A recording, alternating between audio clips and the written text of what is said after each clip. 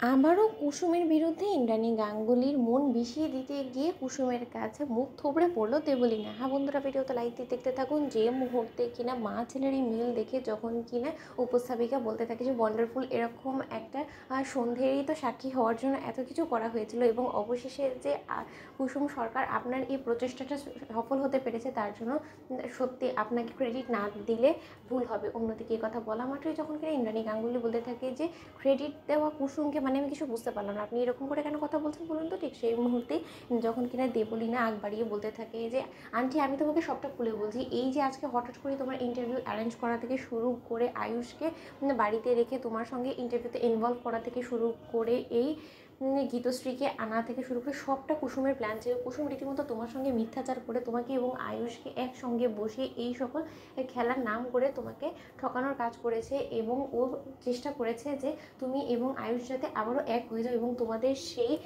সম্পর্কটা যাতে ভেঙে যাওয়া সম্পর্কটা যাতে আবারও জোড়া লেগে যায়। কিন্তু ও তো খুব ভালো করে জানতো এই জিনিসটা, যে তুমি মিথ্যাচার একদম পছন্দ করো না, তার সত্ত্বেও ও জেনে বুঝে তোমাকে এরকম করে ঠকালো, তোমার সঙ্গে বিশ্বাসঘাতকতা করলো। নাকি এর জন্য তুমি এই মেয়েটাকে এমন এক চরম শাস্তি দাও যাতে ভবিষ্যতে গিয়ে আর কোনো দিনও কুসুম এরকম কোনো কাজ করার আগে দুবার ভাবে। অন্যদিকে এই কথা বলা মাত্র যখন কিনা রাজশেখর গাঙ্গুলি বলতে থাকে যে গীতশ্রী, আপনি চাইলে এবার আসতে পারেন। ঠিক সেই মুহূর্তে ঈশান যখন বলতে থাকে যে দেবলীনা, তুমি জাদুঘরকে কেন গোটা বিষয়ের জন্য দুষছো?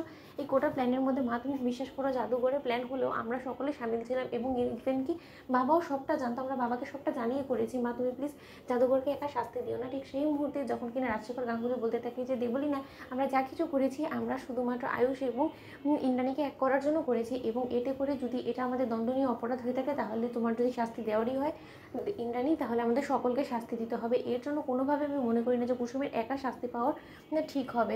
অন্যদিকে যখন রাজশেখর গাঙ্গুলি বলতে থাকে যে আচ্ছা দেবলীনা, এবারের হবু বউ হতে চলেছো তুমি, তুমি নিজেই দাবি করো, তাহলে এইবারই হবু বউ হয়ে এই গোটা দায়িত্বটা তো তোমার নেওয়ার কথা, তা না করে তুমি কেন এই আয়ুষ এবং ইন্দ্রাণীর মাঝখানের ফাটলটা তুমি দূর করার চেষ্টা করনি বলো তো? এর আদৌ কোনো রকম কোনো জবাব আছে? ঠিক সেই মুহূর্তে ইন্দ্রাণী যখন বলতে থাকে যে থামো কুসুম, তুমি আমাকে এত বড় একটা ধোঁকা কী করে দিতে পারলে বলো তো? তুমি তো খুব ভালো করেই জানতে যে আমি কোনোভাবেই মিথ্যে পছন্দ করি না, তার সত্ত্বেও আয়ুষ যেটার জন্য এত বড় একটা শাস্তি পেলো সেই একই কাজ তুমি করলে। ঠিক সেই মুহূর্তে কুসুম বলতে থাকে যে কোনো একটা মিথ্যেতে যদি পরিবারের সকলের মঙ্গল হয় এবং পরিবারে যদি শান্তি বজায় থাকে এবং মা ছেলের সম্পর্ক যদি জোড়া লাগে, তাহলে এরকম মিথ্যে আমিও মনে করি যে হাজারটা বলাটাও উচিত। অন্যদিকে এই কথা বলা মাত্রই যখন কিনা ইন্দ্রাণী গাঙ্গুলি কুসুমকে কাছে টেনে নিয়ে কুসুমকে ঝাপটে ধরে অঝরে কাঁদতে থাকে এবং বলতে থাকে যে তুমি আজকে এমন একটা কাজ করে দেখিয়েছো যেটার দুঃসাহস আজ অব্দি কেউ করতে পারেনি, এবং তুমি সত্যিই সাহসিকতার পরিচয় দিয়েছো কুসুম, এটা জেনেও যে আমি এই সকল সমস্ত সত্য জানলে তোমার উপরে অভিমান করতে পারি। তো বন্ধুরা, লাইক শেয়ার করে সাবস্ক্রাইব করো।